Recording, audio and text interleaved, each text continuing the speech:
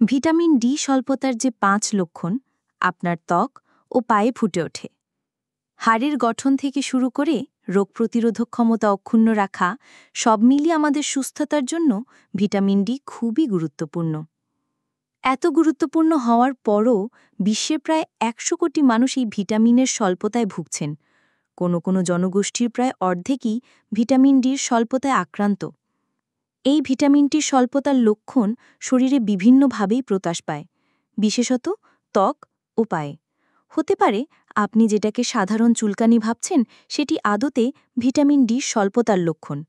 এসব লক্ষণ দ্রুত চিহ্নিত করতে পারলে এবং দ্রুত চিকিৎসা গ্রহণ করে সেরে ওঠা সম্ভব।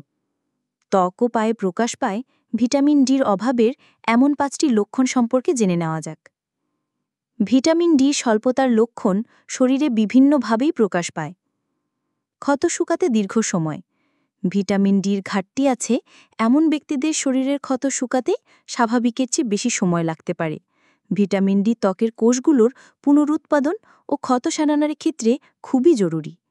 গবেষণায় দেখা গেছে যেসব যৌগ ত্বকের নতুন কোষ সৃষ্টি করে, ভিটামিন ডি সেসব যৌগের উৎপাদন ত্বরান্বিত করে। ত্বকের কোথাও কেটে গেলে, ছড়ে গেলে কিংবা আঁচড় লাগলে ক্ষতস্থানটি যদি সহজে না শুকায় কিংবা খুব সহজেই ত্বকের সংক্রমণের সৃষ্টি হয়, তাহলে এসব মূলত শরীরে ভিটামিন ডির ঘাটতির লক্ষণ। ত্বকে চুলকানি। এমনও হতে পারে যে আপনার ত্বক চুলকাচ্ছে তো চুলকাচ্ছেই, ভেবে নিলেন নতুন কোনো স্ক্রিন বা লোশন ব্যবহারের কারণে এরকম হচ্ছে।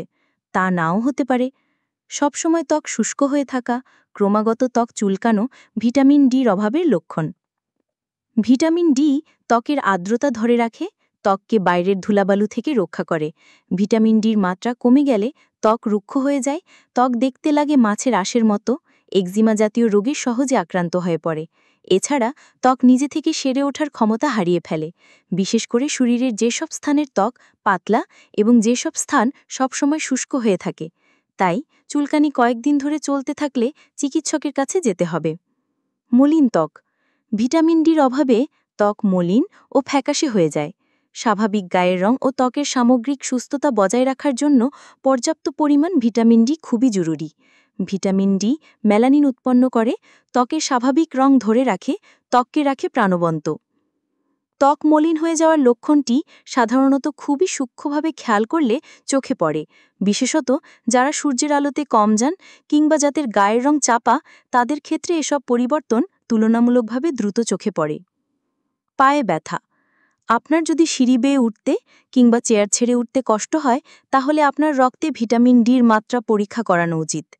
ভিটামিন ডির অভাব পায়ে বিভিন্ন সমস্যার মধ্য দিয়ে প্রকাশ পায়, যেমন পায়ের হাড়ে ব্যথা, পায়ের পেশি দুর্বল হয়ে যাওয়া। ভিটামিন ডির তীব্র ঘাটতি দেখা দিলে পা বেঁকে যাওয়া, শিশুদের ক্ষেত্রে রিকেট ও হাড়ের গঠন বিকৃত হয়ে যাওয়া অন্যতম সমস্যা। পেশি দুর্বল হয়ে যাওয়ার কারণে সিঁড়ি বেয়ে ওঠানামা ও চেয়ার থেকে উঠে দাঁড়ানো কষ্টকর হয়ে উঠতে পারে। পায়ের হাড়ে, বিশেষ করে পায়ের লম্বা হাড়ে চাপ অনুভূত হতে পারে। অতিরিক্ত ঘাম। ভিটামিন ডির ঘাটতির প্রাথমিক একটি লক্ষণ হল অতিরিক্ত ঘাম। লক্ষণটি আমরা বেশিরভাগ সময় খেয়ালই করি না। বেশিরভাগ সময় আমরা মনে করি ক্লান্তির কারণে ঘাম হচ্ছে। বিশেষ করে মাথা ও হাত অতিরিক্ত ঘেমে যাওয়া ভিটামিন ডির অন্যতম লক্ষণ। ঘর্মগ্রন্থিগুলোর কার্যকারিতা নিয়ন্ত্রণ করে বলে ভিটামিন ডির অভাবে ঘর্মগ্রন্থিগুলো ঠিকভাবে কাজ করতে পারে না। এতে অতিরিক্ত ঘাম হয়।